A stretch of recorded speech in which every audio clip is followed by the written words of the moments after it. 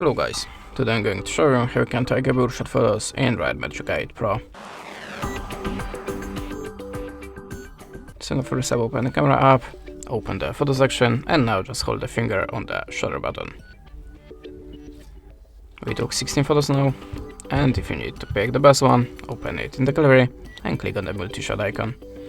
Then select your best frame and click on the little icon.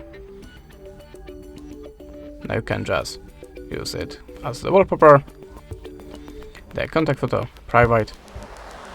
Of course, if you need, you can delete the rest of the photos from the multi-shot.